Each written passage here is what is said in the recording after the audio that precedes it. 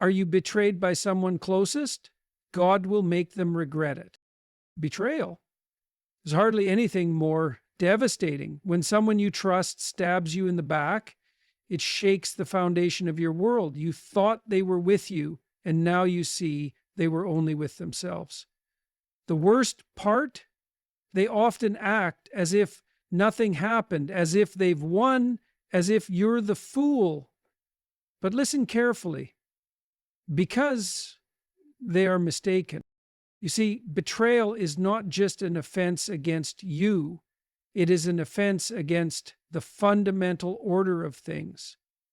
There are principles that govern this world, moral structures woven into existence itself. And when someone violates those principles, they believe they are escaping justice, but they are only delaying it. God, or if you prefer, the moral fabric of the universe, has a way of balancing the scales. Betrayers think they are outsmarting reality, but reality has a way of catching up. Their actions sow seeds of destruction, mistrust, loneliness, and eventually regret. They believe they are getting away with it, but they are in fact digging their own graves. Now, what about you? What do you do when someone closest to you has wronged you? You have a choice. Collapse under the weight of that betrayal, or let it forge you into something stronger. The easy path is bitterness. The hard path is transformation. If you choose the latter, you will not only heal, you will rise. You will become the kind of person who cannot be so easily deceived again. The kind of person who knows how to stand strong in the storm. And when you do, the betrayer will see it. They will realize what they lost. They will look at their own lives, at the mess they have created, and they will regret it. But by then, you won't care, because you'll be too busy becoming the person you were meant to be. So, if you have been betrayed, don't waste your energy on revenge. Let life handle that. Your job is to rise. And trust me, when you do, they will regret it more than you ever could have planned. Betrayal is a catastrophe. Betrayal is not just an act of dishonesty. It's a fundamental rupture in the fabric of trust that holds human relationships together. It destabilizes your perception of reality. You believed that the person closest to you was an ally, a source of support, a companion in life's challenges, but now you're confronted with the realization that they were not who you thought they were. It's as if the ground beneath your feet has given way, and you are left falling, disoriented, grasping for something solid to hold on to. This is why betrayal cuts deeper than mere disappointment. When an acquaintance deceives you, it stings. But when someone you trusted, a friend, a partner, a family member, turns against you, it shakes your very identity. You start to question your own judgment. How could you not have seen it coming? Were you naive? Foolish? The betrayal forces you into self-doubt, and that self-doubt is often more painful than the act of betrayal itself. And then there is the anger, the sheer, burning rage that comes when you realize that someone you cared for, someone you would have defended, has exploited your goodwill. You feel used, discarded, like a pawn in someone else's selfish game. That rage is dangerous, and for good reason. If left unchecked, it can consume you, turn you bitter, make you cynical about everyone you meet in the future. You might even start to think that trust itself is a foolish endeavor, that everyone is only out for themselves, and that the best way to protect yourself is to shut off emotionally, to become cold and distant. But here's the hard truth. Betrayal is a catastrophe, but it is also a test. How you respond to it determines whether it will break you or make you stronger. If you let betrayal turn you into something resentful, then the betrayer has won. But if you use the pain as fuel to sharpen your judgment, to learn who is truly trustworthy and who is not, then you emerge not as a victim, but as someone transformed. Because here's what many don't realize. Betrayal doesn't just reveal the nature of the betrayer, it also reveals your own strength. You can either let it crush you, or you can let it carve out a wiser, stronger version of yourself. And that choice is yours to make. The nature of the betrayer. A person who betrays you is not simply someone who made a mistake. They are someone who made a calculated decision, conscious or unconscious, to place their own interests above loyalty, honesty, and integrity. They may tell themselves they had no choice, that circumstances forced their hand, or that you somehow deserved it. But the truth is simpler. They lacked the character to uphold the trust placed in them. Betrayal is not an accident. It's a pattern. People who betray others often live in a delusion, believing they are smarter than those around them. They convince themselves that their deception is justified, that they are taking control of their fate, outmaneuvering the so-called naive and gullible. But what they fail to understand is that betrayal has consequences far beyond the immediate moment. For one, the betrayer doesn't just destroy a relationship, they damage their own soul. Every act of deception chips away at their integrity. With each lie, each manipulation, they become someone weaker, someone less trustworthy, someone whose very existence is built on fragile illusions. And illusions always collapse. They might think they are winning, that they have outsmarted you, that they have taken what they wanted without repercussions. But what they don't see, what they can't see, is the long-term cost of their actions. The problem with being a betrayer is that it erodes your ability to form real connections. If you can lie to someone who trusted you, if you can manipulate someone who cared for you, then who are you really? You become the kind of person who cannot be trusted, and deep down you know it. Even if the betrayer doesn't regret their actions immediately, life has a way of making them confront the reality of their choices. And here's something they always forget. People talk. Word spreads. Someone who betrays will do it again because betrayal is a habit, not a one-time event. And sooner or later, they run out of people who believe them, who trust them, who are willing to invest in them. They become isolated, surrounded only by others who operate the same way. Liars, manipulators, self-serving opportunists. And in that world, there is no real friendship, no real love, no real trust. Only people waiting for the right moment to betray them in turn. Betrayal is the ultimate short-term strategy. It offers an immediate advantage at the cost of long-term destruction. A betrayer may seem to thrive for a while, but eventually they find themselves surrounded by the wreckage of the bridges they've burned. And by then, it's too late to rebuild. The justice of the divine order. Betrayal is not just a personal offense, it is an offense against the deeper moral structure that governs reality. It disrupts the natural order, violating the sacred bonds that hold human relationships together.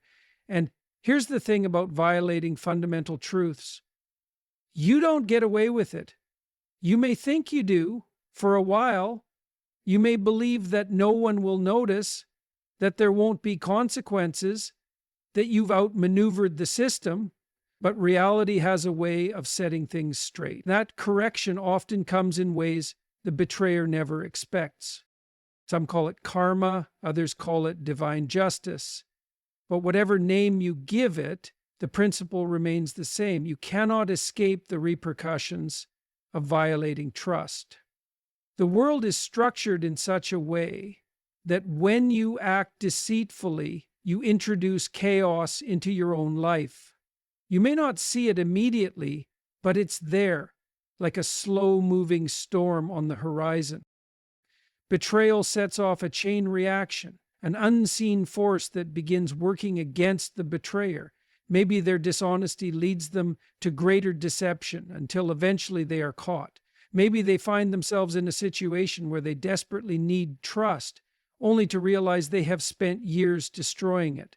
Maybe they get exactly what they wanted through betrayal, only to discover that it is hollow, meaningless, and devoid of real fulfillment.